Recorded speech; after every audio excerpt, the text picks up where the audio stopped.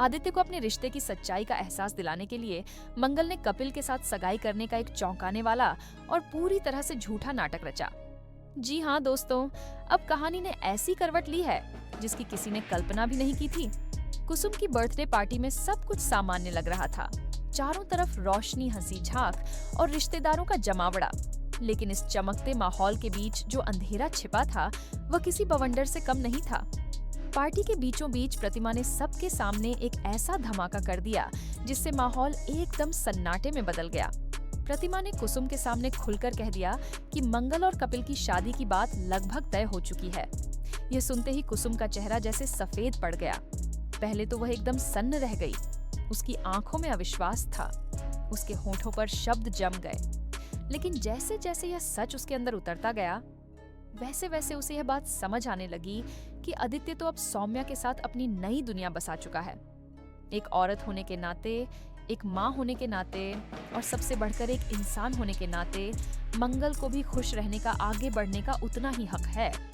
अब कुसुम बिना एक पल गवाए मंगल से पूछे बिना ही इस रिश्ते को मंजूरी दे देती है। जब मंगल को यह खबर मिलती है तो उसका दिल कांप जाता है। एक पल को उसकी आंखों में आंसू आ जाते हैं, गुस्से और दर्द से भरे हुए। क्या मेरी जिंदगी के इतने बड़े फैसले में मेरी राय कोई मायने नहीं रखती?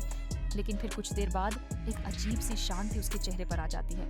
उसे लगने लगता है अगर आदित्य सच में मुझसे प्यार करता है, अगर उसे अपने और मेरे रिश्ते की कोई परवाह है, तो वह खुद आकर यह सगाई रोक लेगा।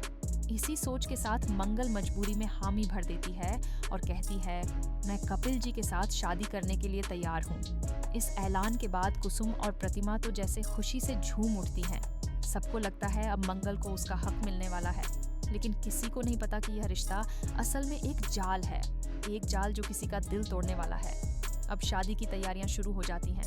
पहले सगाई की रस्म होती है। मंगल और कपिल स्टेज पर साथ बैठते हैं, लेकिन उस भीड़ में एक जोड़ी आंखें जल रही थी। आदित्य की उसका चेहरा भावनाओं के ज्वालामुखी जैसा था। गुस्सा, ईर्ष्या, दर्द और पछतावे से भरा हुआ बच्चे बेहद खुश थे, क्योंकि उन्हें लग रहा था कि उनकी माँ अब फिर से मुस्कुराएगी। सौम्या जो हमेशा मंगल की मौजूदगी से असुरक्षित महसूस करती थी, अब खुलकर खुशी मना रही थी। उसे यकीन हो चला था कि मंगल अब उसकी जिंदगी से हमेशा के लिए निकल जाएगी। लेकिन मंगल के मन में एक सवाल अब भी उठ रहा था, कहीं आदित्य सच में इस सगाई को रोकने ना आ जाए। लेकिन ऐसा कुछ नहीं होता। अब आता है शादी का दिन। मंडप सज चुका है, ढोल नगाड़ों की आवाजें गूंज रही हैं, रिश्तेदार नाच रहे हैं। सब कुछ परियों की कहानी जैसा लग रहा है।